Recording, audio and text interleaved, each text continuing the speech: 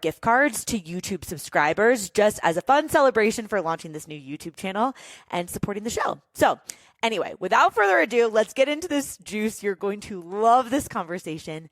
Let's go. Okay, Jamie, I'm so honored and humbled that you're here. Like, we're so excited to have you here. So thank you so much, first and foremost. I am so grateful to be here. I am so grateful. And thank you to so many of you that we got to meet last night. Right? Yes. We closed the place down last night. She literally closed the place down, that VIP. Some of our volunteers stayed back and were like, should we wait for her? Is she good? She's like, I just love everyone. I just want to hug everyone and hear their stories. Because that's just who you are. Like, that's real, right? Yeah. And I want to talk about, so you just wrote a new book about worthiness. And this topic is so important for this community to hear about. Yeah. Why? Like, Believe It. You know, I loved Believe It. How many of you guys read her first book, Believe It? So good. So good. Okay, so why did you write this book? Why worthiness? Worthiness. So I wrote Worthy because most of my entire life, I either did or almost did doubt myself out of my own destiny. Yeah. And I wrote Worthy for every woman who has ever struggled with doubt, who's ever doubted her own worthiness, who's sick and tired of what self-doubt's already cost her in her life. And, you know, I most of my life literally struggled so much with self-doubt, and I thought I was alone. And there was one moment with Oprah that felt really magical, like this moment with Keisha. Touching my talking about Oprah, it's fine. And, I'm cool. And she and I were teaching a live class, and she said, you don't, in life, you don't become what you want. You become what you believe you're worthy of. And this moment was happening. She and I were teaching this live course. I haven't ever shared this story, so why not here? We're teaching this live course together. I can barely believe it's happening because my entire life, like, I watched her in my living room every single day, dreamed of meeting her. What her live audience didn't know that day was that when she and I met for the first time, which was about 5 years earlier, she and I met and we ended up having lunch together at her house. And I was in a place in my life where I was super confident. Like, I just sold It Cosmetics and all these things were happening. We had lunch at her house. We had a 3 or 4 hour lunch, just me and her. It was like the dream come true. And after the lunch, as I was leaving her house, she gave me her cell phone number. And she says, call me anytime. Call me anytime. Remember when you did that to me? I was like, I'm going to die. I'm deceased. And I was like, absolutely, all the things. I did not call her for 4 years. I did not call her for 4 years. I see a bunch of you nodding about. I told myself stories like, okay, well, I'm gonna wait till I'm ready to have the right thing to say. Then I'm gonna call her. Or, oh, everyone probably just wants something from her. I'm gonna prove I don't need anything. I just, all the things, all the stories that I told myself. Until one day, 4 years had passed, and I realized the real reason I didn't call her was because deep down inside, I didn't believe I was worthy of being her friend. And when I realized that, I was like, I knew in my soul, I'm a kick-ass friend. I knew in my soul I'm worthy of being her friend. But in my head, it was all the lies, all the doubt about how I'm not worthy. And that was the moment I called her. And that's how we ended up teaching a course together and all of these things. And what I know beyond a shadow of a doubt is for every single one of us, every single one of us in your life, in your business goals, in your friendships, in your relationships, in your hopes and dreams and the calling on your life, you do not soar to the level of your hopes and dreams. You stay stuck at the level of your self-worth.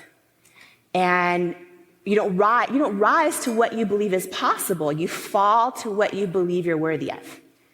And when you change your level of self-worth, you change your entire life. And so for me, it is that one thing that changes everything. And what's wild is I used to feel alone in this, but 80%, right now as we're all here together, 80% of women doubt they're enough. 75% of female executives have dealt with imposter syndrome. 91% of women don't love their bodies. So, Keisha, the time for change has come. No girl, no woman, no person left behind. Like, it is time to unlearn these lies that lead to self-doubt and wake up these truths that really wake up worthiness, because it really changes everything. Incredible. Okay, so how do we do that? Right? How do we build up confidence? Yeah. How do we build up like the knowing that we are worthy? Yes. Okay. Woo! Okay. I feel like this is gonna get juicy. Okay.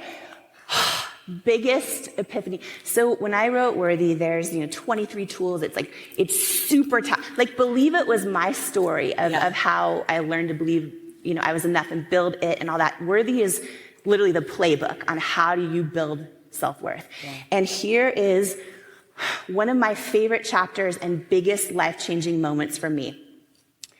We are in a world, and by the way, let me just preface this, okay? Self-confidence is so important. It's so critical. It's so important. I will be on a lifelong journey of building it. Here's the big life-changing thing, is that self-confidence is very different from self-worth.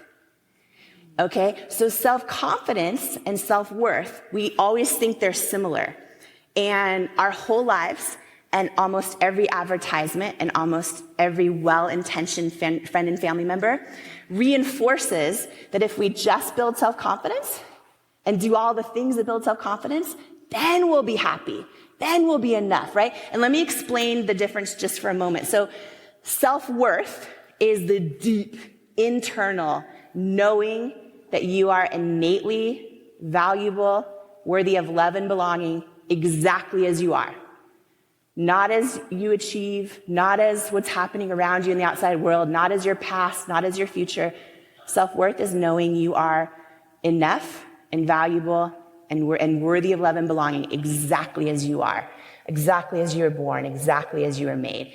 Self-confidence, while it's an internal trait, is based primarily on external things happening around you.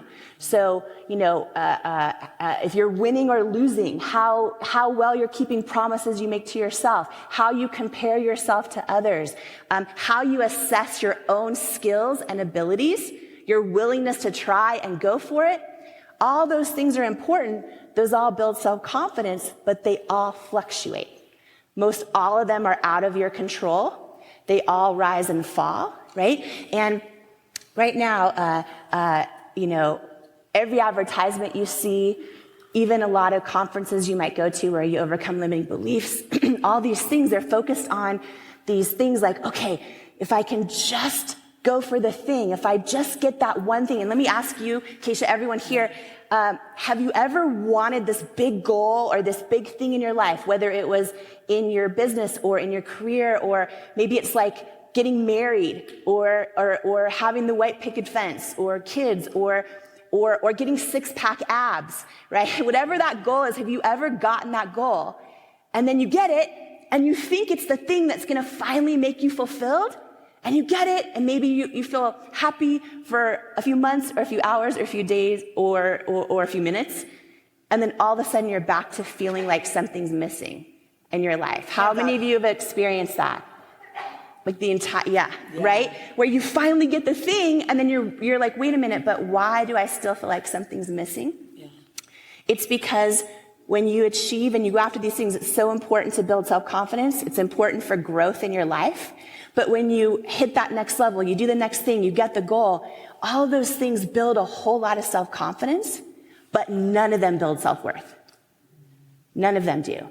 And in life, if we build lots of confidence, which again is so important, and even if we're growing and we're contributing to others in a way that's bigger than ourselves, 3 big keys to fulfillment. But if we don't have underlying strong self-worth, it always feels like it's never enough. It always feels like that, that feeling in your gut, like something's missing. And this is why people quit their jobs, because they think that's the problem, or they leave a relationship because they think that's whatever it might be. They're like, something's missing. I'm not feeling fulfilled. And in this example that I shared with Oprah, it was the time when It Cosmetics has sold, all this stuff was happening. It was on the Forbes list, all these. Yeah. I was so confident, but I didn't have strong self-worth. So I was confident enough to, have this 4-hour conversation and all the things. But deep down inside, if we don't have strong self-worth, it will sabotage us in 3 ways, okay? Without strong self-worth, either you'll stay stuck. The first way low self-worth sabotages, you'll stay stuck because you'll never believe you're worthy of going for it. You'll tell yourself stuff like, I'm not ready, I'm not qualified enough, I don't have what it takes, all the things. Or the next way it sabotages you is you'll go after the thing and then you'll somehow sabotage yourself along the way. Or after it happens, you'll get it, see a bunch of you nodding, you'll get it, and then somehow you lose it and you go back down to where your comfort level of self-worth is. And then the last way is that you've built enough confidence and you have some self-worth and you've got the thing, but then you get it and you're not fulfilled.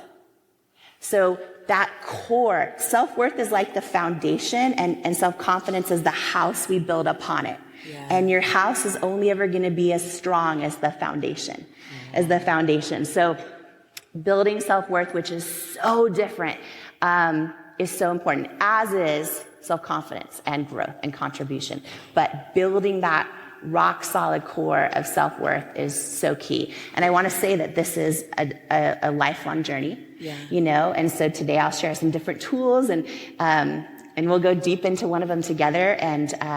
But it is a lifelong journey. You know what I just realized I forgot to share, by the way? What? Sorry, I just realized I was going to share this as the first thing, because I know for the podcast, so many people will be listening that 2 things actually I want to share. First, pre-order Trent Shelton's book, Protect Your Peace. Yeah!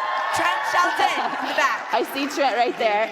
I just did a post. I was explaining just now on Instagram. I was like, you guys pre-order Trent's book, because when you pre-order an author's book. Yeah, people don't know this. Explain the pre-orders in general. Yeah, I never knew this. And once I went through this as an author, I'm like, oh my gosh, now every friend, when you pre-order a book, even if it doesn't come out for many months, it is the biggest blessing to the author, because it's how retailers know there's going to be demand, and it's how they decide to stock the book or not. So it is the biggest blessing. And so first, pre-order Trent Shelton's book. I just did it. Protect Your Peace. And second, I wanted to share what I'm so grateful for you for, which is you and I are doing something special, literally not for anyone else, just for your community, where anyone who pre-orders Worthy, you and I are going to do a live training with them for free over Zoom as part of the bonus. What? After baby comes, it's going to be great. It's going to be so great. And Trent, me, all of us, every author in the room, an author listening, do lots of other pre-order bonuses, and then they go away once the book comes out. But the one that I'm so excited about is just for everyone that goes to worthybook.com/Keisha, is that we're going to do a live training on building self-worth together. So I'm very excited. So thank you for doing that. I think it's going to be so fun and add so much value and all of that. So Yay. Okay, how fun is that going to be? I'm so excited. You guys can check it out right there on this slide. Or if you're listening, in the show notes. But okay, when you wrote Believe It, and it was more about your story, right? Worthy is going to be more tactical play-by-play. So I feel like it was really nice to get the story first and Believe It of how you built everything. But I'm curious for someone right now who's going to make an intentional decision to start working on their worthiness, how to drown out other people that don't understand their vision, or how to believe that they're worthy when they have someone that's telling them good for them, but we can't do that, right? Or that dream's too big for you. How do we trust our own intuition, especially in the building stage of really trying to focus on worthiness? So first of all, being in a room like this, having people in your world like Keisha, where you're just having that voice speak into your life, is so important. There's so many studies out there that show that we become, the environment we're around, and energy is contagious. So there's a whole chapter in Worthy called Circle or Cage. And so many of us have loving, well-intentioned friends or family that we don't want to be like, peace out.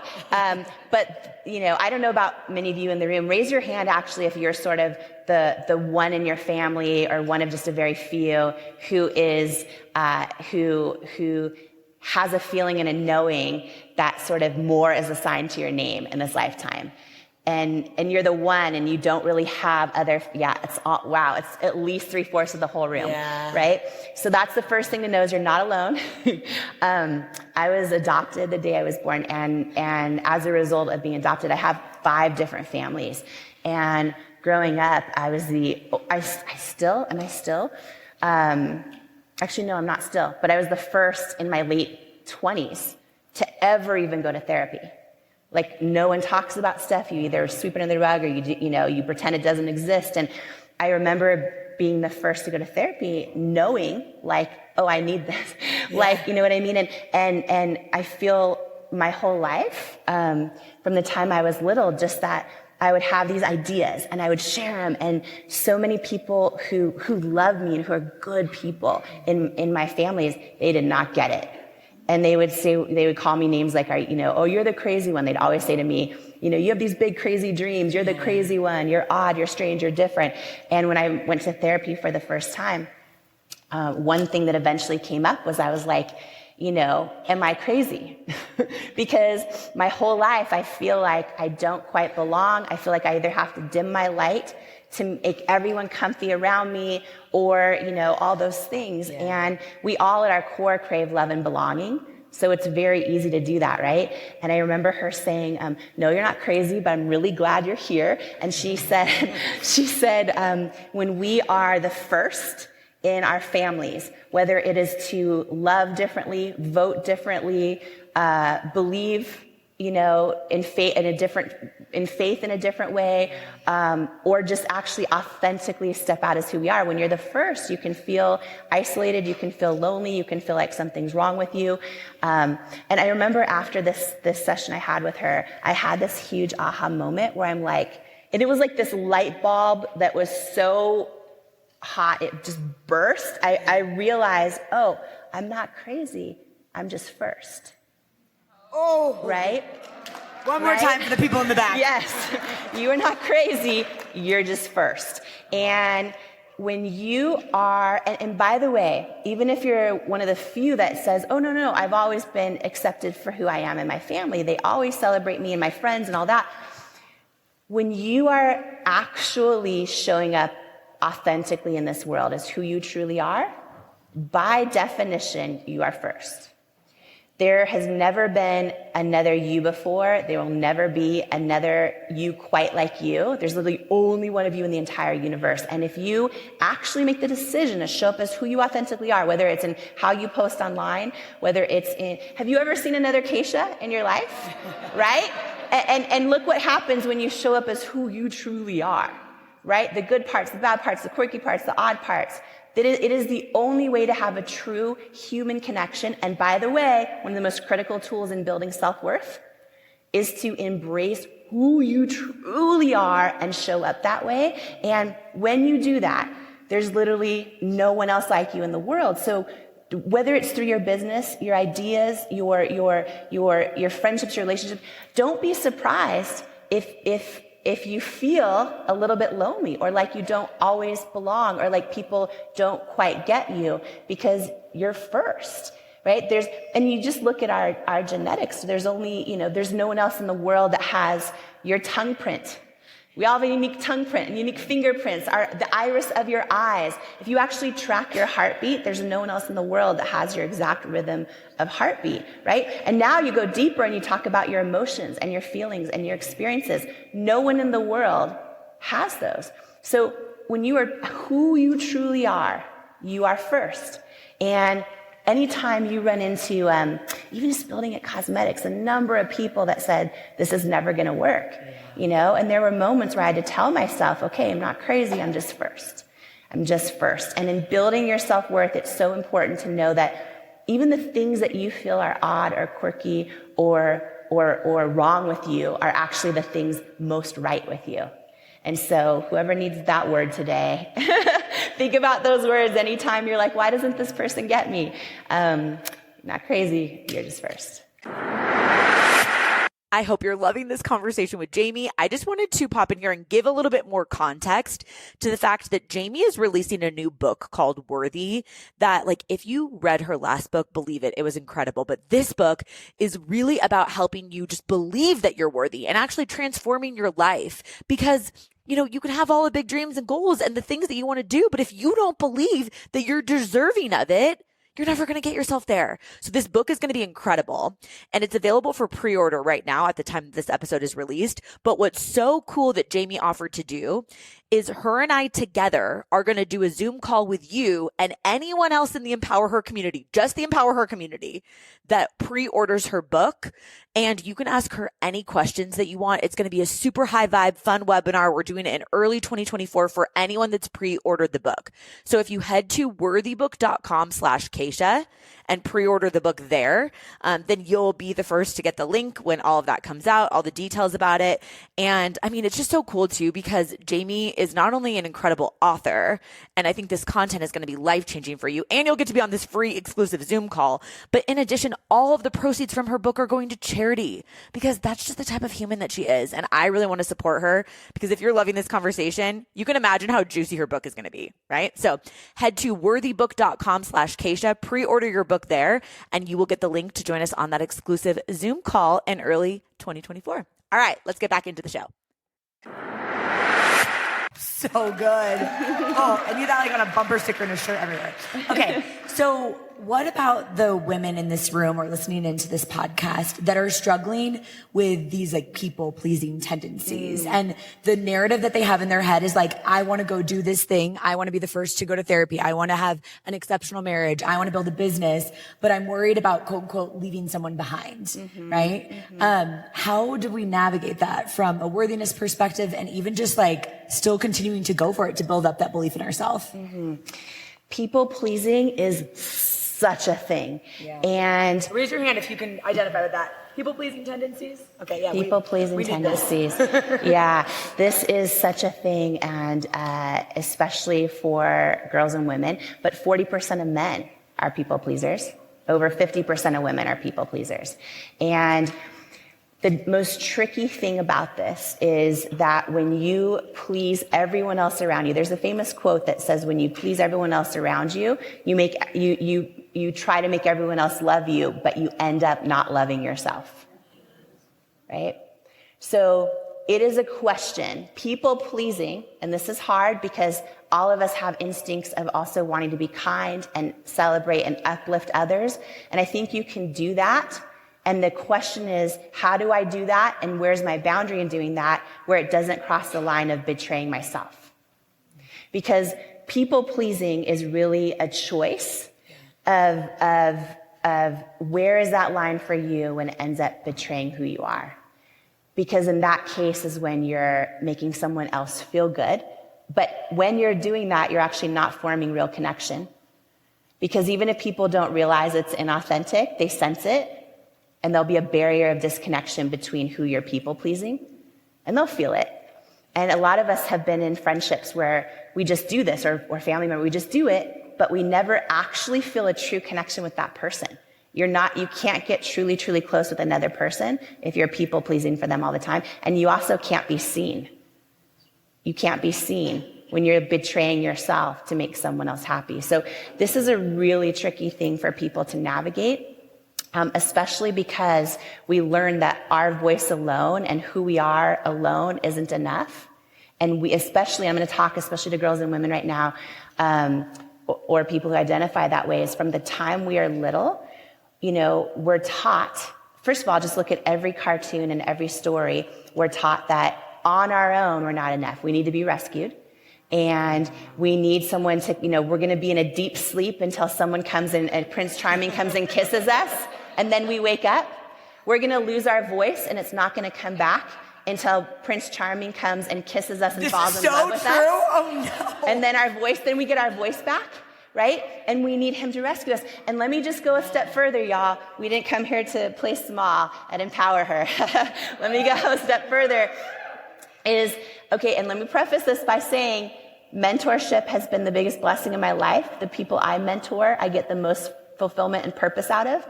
And What happens when we are raised thinking we need someone else is we try to make everyone happy and people please, so someone does come rescue us and give us our approval.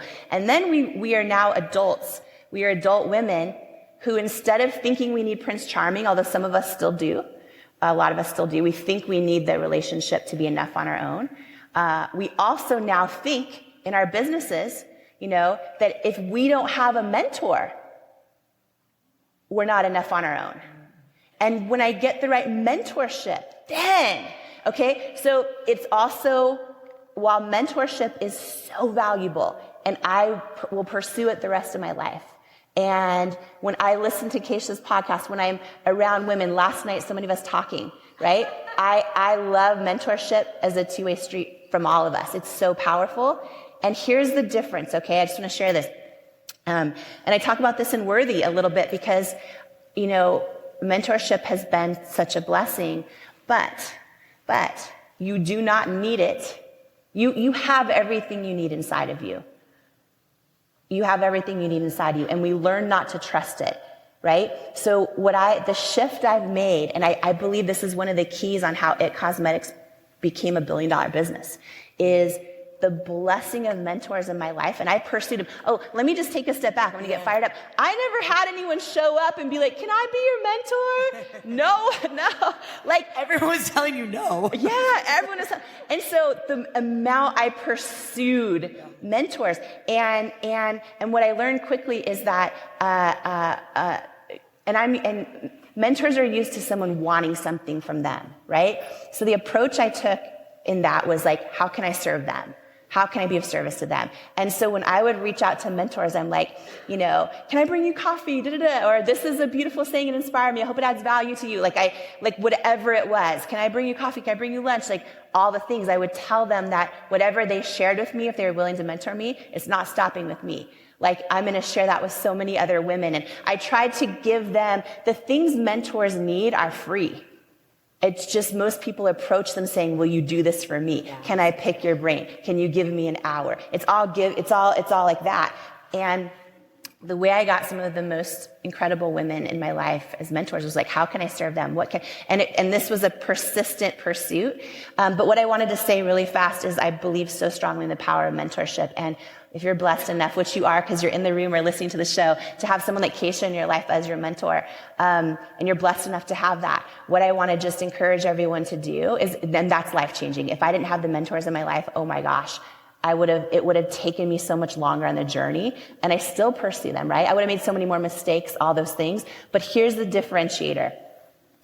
When you get, and this is, I think, a key in It Cosmetics succeeding, is when someone gives you their advice, even if it is your most celebrated, cherished mentor in your life, run it through the filter of your own intuition.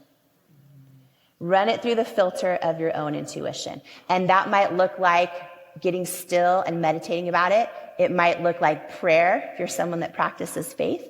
For me, how I hear my intuition is when I pray and I ask God to give me the answer.